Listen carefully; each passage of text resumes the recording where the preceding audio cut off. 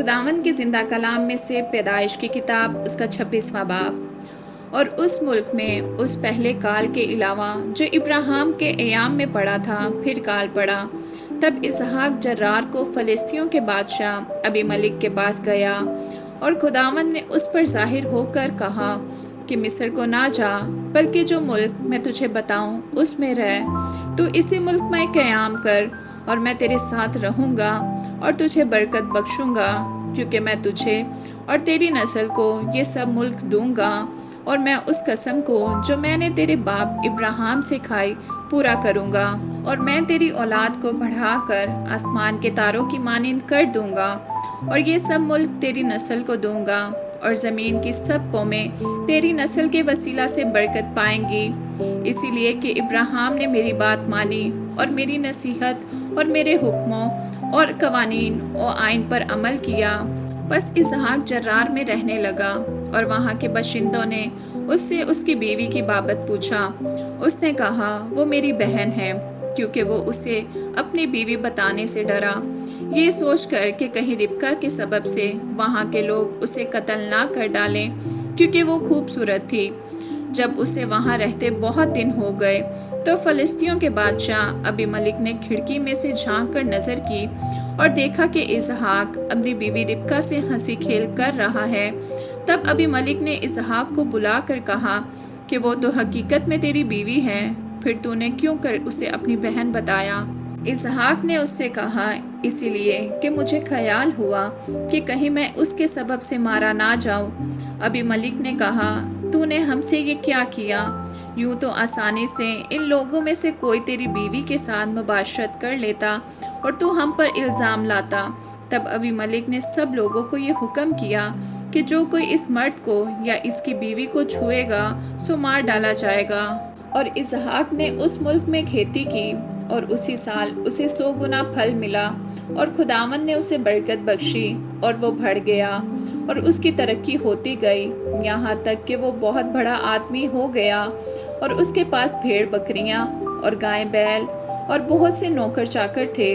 اور فلسطینیوں کو اس پر رشک آنے لگا، اور انہوں نے سب کنویں جو اس کے باپ کے نوکروں نے اس کے باپ ابراہیم کے وقت میں کھودے تھے بند کر دیے، اور ان کو مٹی سے بھر دیا۔ اور ابی ملک نے اسحاق سے کہا کہ تو ہمارے پاس سے چلا جا، کیونکہ تو ہم سے زیادہ زوراور ہو گیا ہے۔ تب اسحاق نے وہاں سے جرار کی وادی میں جا کر اپنا ڈیرا لگایا اور وہاں رہنے لگا، اور اسحاق نے پانی کے ان کنووں کو جو اس کے باپ ابراہیم کے ایام میں کھودے گئے تھے پھر کھدوایا، کیونکہ فلسطینیوں نے ابراہیم کے مرنے کے بعد ان کو بند کر دیا تھا، اور اس نے ان کے پھر وہی نام رکھے جو اس کے باپ نے رکھے تھے۔ اور اسحاق کے نوکروں کو وادی میں کھودتے کھودتے بہتے پانی کا ایک سوتا مل گیا۔ تب جرار کے چرواہوں نے اسحاق کے چرواہوں سے جھگڑا کیا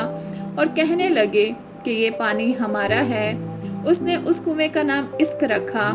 کیونکہ انہوں نے اس سے جھگڑا کیا، اور انہوں نے دوسرا کنواں کھودا، اور اس کے لیے بھی وہ جھگڑنے لگے، اور اس نے اس کا نام ستنا رکھا۔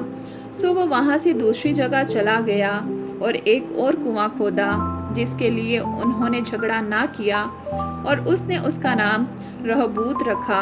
اور کہا کہ اب خداوند نے ہمارے لیے جگہ نکالی اور ہم اس ملک میں برومند ہوں گے۔ وہاں سے وہ بیر سبا کو گیا، اور خداوند اسی رات اس پر ظاہر ہوا اور کہا کہ میں تیرے باپ ابراہیم کا خدا ہوں، مت ڈر، کیونکہ میں تیرے ساتھ ہوں اور تجھے برکت دوں گا، اور اپنے بندہ ابراہیم کی خاطر تیری نسل بڑھاؤں گا۔